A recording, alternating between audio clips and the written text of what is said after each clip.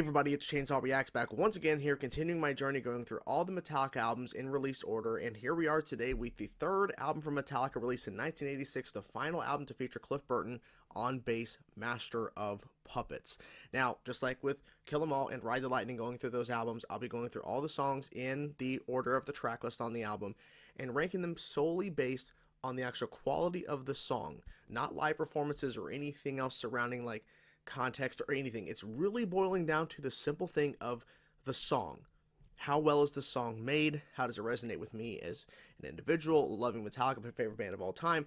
All that. So just understand that. I may talk about live performances here and there, but really what it boils down to is the song. So let's dive in, let's get into it. And if you haven't seen me ranking through Kill 'Em All or Ride the Lightning, they'll be in the description if you guys want to watch those videos if you haven't seen them yet, and in the pinned comment by me.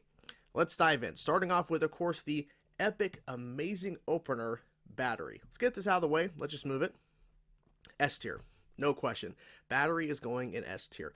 To me, it's one of the best fast-paced Metallica songs they've written. The beautiful, just so melodic and peaceful opening with the acoustic guitars and the hard-hitting transition into those distorted guitars is fantastic. It is so well done.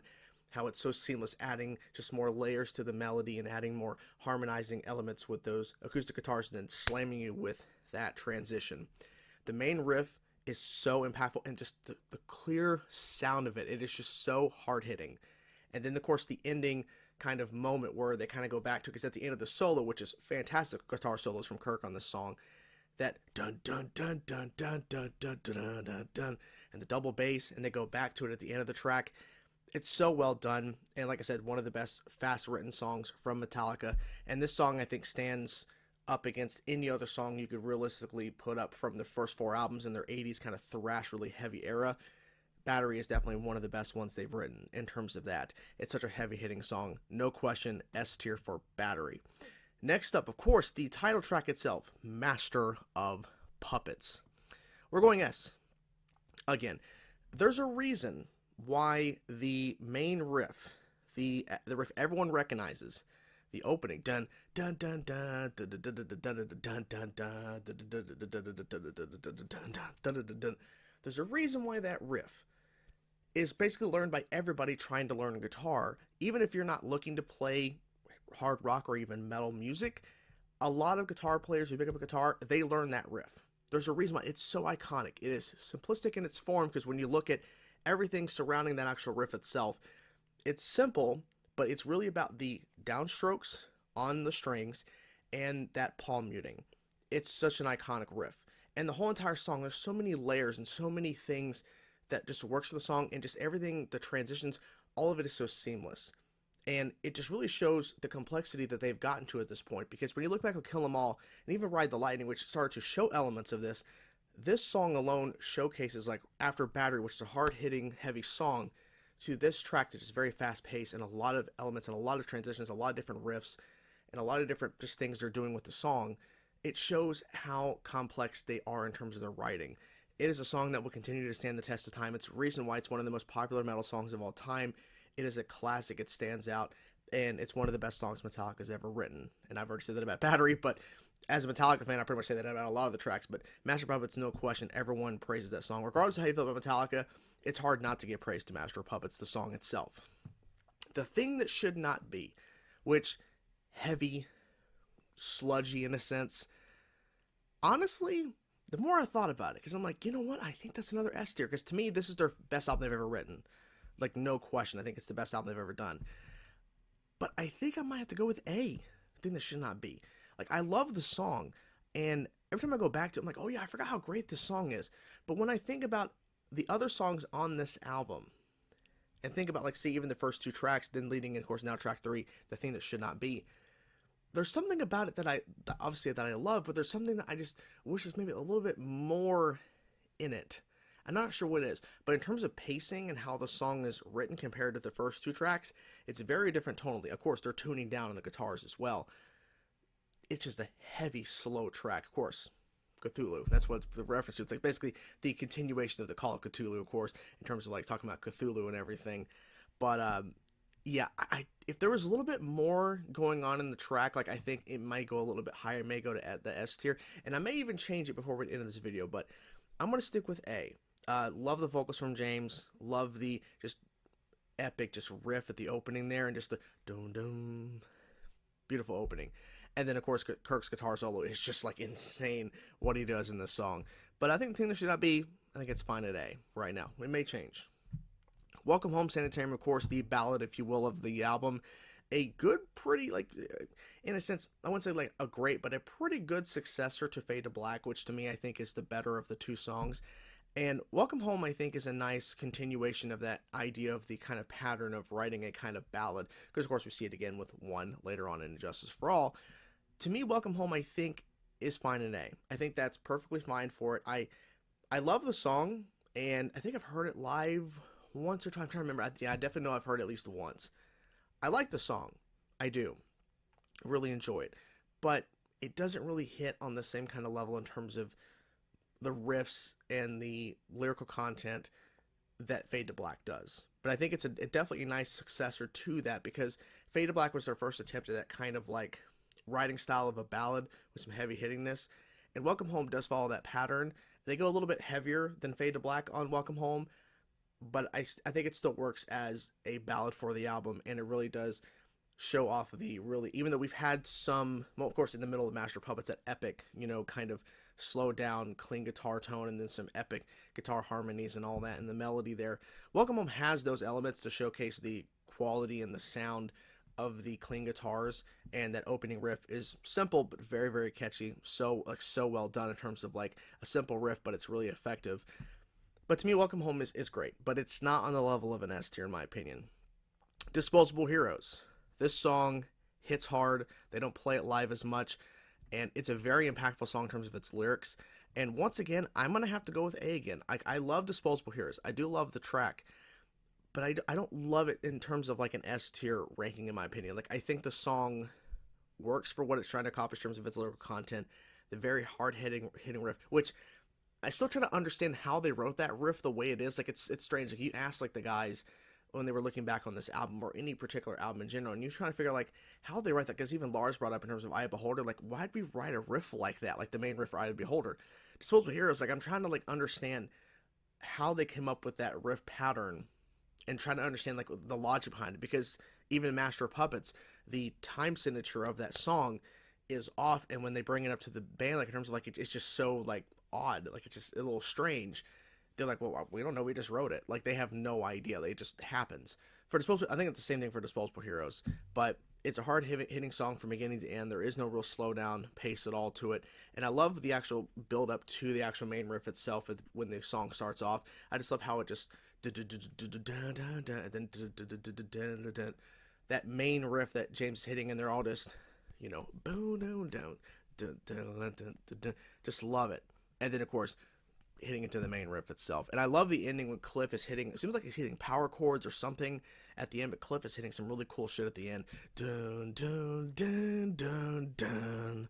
Love it so much. But yeah, I'm stick with A. I think 12 Arrows is fine. Leper Messiah, to me, really enjoyed the track, but I think it's actually my least favorite on the album. But it's actually still an A, in my opinion. I think it's still a really good song. I've heard it live back in 2023 during the No Repeat Weekend tour, and it's a hard-hitting track for sure. And I just love the bass that Cliff does at the beginning after you hit dun dun dun dun dun dun dun dun dun dun dun dun dun. I don't know why, I just love that little part right there. It's a little odd at first, but it kind of shows where they're going to kind of head in terms of some of their songs, with the bass leading from Jason when you get into like a load and reload, and even when you go into like Cyanide, where you have Rob doing some like dum dum dum dum dum dum dum dum Cyanide. So that Leper Messiah, I think, was the start of that, and it's cool that Cliff was the one who actually kind of started that kind of idea of where the bass is kind of helping, like, where the actual guitars are stopping and the bass is do. I don't know why, but it's really cool pattern. And I think they're tuned down a little bit on this. I think it's a little bit of heavier songs. I think they're tuned down guitars a little bit on this. I love the middle section. I think that's my favorite part is the actual middle section of the song. I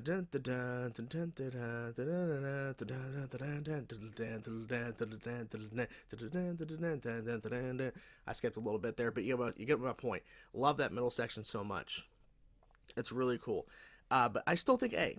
So yeah, as you guys see, we're pretty much I think sticking in the S and A on the higher end here. But yeah, Orion S tier, no question. To me it is. It's hard because to me, To Live Is To Die is my favorite Metallica song of all time. But objectively, even though it's my favorite Metallica song because of a tribute to Cliff, I really go back and forth between Orion or the Call of Cthulhu being the actual best instrumental. And I know it's weird to say that because I literally just said To Live Is To Die is my favorite Metallica song ever. It's because of the tribute to Cliff specifically. But when I think about instruments, because I know To Live Is To Die has like the little poem section where there's actual lyrics from James.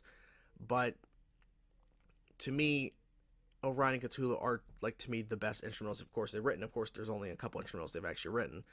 But Orion, to me, is the song that has to be an S tier because Cliff's bass work in this is a great successor to the Call of Cthulhu. The Call of Cthulhu, he had a lot more in terms of, like, bass soloing work, but he had this epic harmonizing or kind of, like, melody section, and then, of course, his bass solo, and, of course, him leading into the actual middle section of the song itself. I hate the fact that they never performed it live with Cliff, like really in person. Like as far like there apparently there's stories where apparently there was some live performances where they didn't perform Orion, but Cliff would play some Orion stuff live at a show, but they never actually performed the song with him. And it's really unfortunate because I really wish they would have actually performed it live with him to see what he would do because the bass solo is so well done in the song. I wonder how he would have actually played it in the moment, like live and all that. But that bass solo is like, to me, it's so well done, and I think Anesthesia Pulling Teeth, of course, is his bass solo kind of like, tribute to like all bass guitar work and all that with his Anesthesia Pulling Teeth. But I think his actual solo in Orion might be his best bass work in terms of like an actual solo. Of course, Call of Cthulhu has a ton of solos he's doing throughout the song, a little bit like like just like these slides and everything going crazy, but the solo in Orion is just it stands on its own. That's where I'm at on it. And I just love the structure of the song. It's so well done, and it really fits with the rest of the album. Damage Inc. to close out the album itself. We're going A again. I think Damage Inc. is a great closer. Comparatively to Battery, it doesn't like stand on the same level as Battery, but I do love the main riff itself. I love the riff in the middle as well. Love the bass swelling from Cliff that really like sets up and leads up to the actual song itself starting. And yeah, I love the way they close it, but it's just not on the same level as Battery. But it definitely is a heavy-hitting track that I want to see live in person. Haven't seen it live in person, unfortunately. I've heard every other Fast song live pretty much in person, but unfortunately not Damage Inc. But Damage Inc. is a great closer because you set up with Battery, a hard-hitting, insanely fast track to open their album, and then you close it with a song in that similar vein. Not the same level of like intensity in terms of like where I love Battery. I love Damage Inc., but don't love it like I love Battery. But it is a great song, and it's some great guitar soloing from Kirk.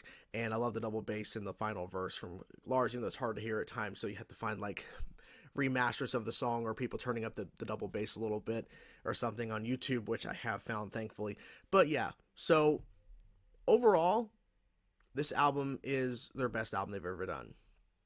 And it's unfortunate this is the final album with Cliff, because I wonder what Injustice for All would have been, or what that fourth album would have been if Cliff was around. I don't think it would have been called Injustice for All. I don't think so. I think his passing and his death really solidified and changed them permanently. And I wonder where the album or the next album would have headed, because you can tell that Cliff had more of an influence on this album in terms of a lot of the bass work, of course, the bass solo in Orion, and the bass work in Damage Inc., the swelling and everything leading up to the song starting. So I really wonder where we would have went on that fourth record if Cliff didn't pass. But yeah, so I'm sticking with this. I think I'm good right here. Battery, Master Puppets, Orion, S tier, A tier, Theme That Should Not Be, Welcome Home, Disposable Heroes, Leper Messiah, and Damage Inc. So what'd you guys think of my ranking of all the songs from Master of Puppets? Let me know your thoughts in the comments below, how you guys would rank these songs. And do you agree or disagree? Let me know your thoughts in the comments below. Hope you guys enjoyed the video. I'll see you guys next week with Injustice for All. Talk to you guys soon. Peace out.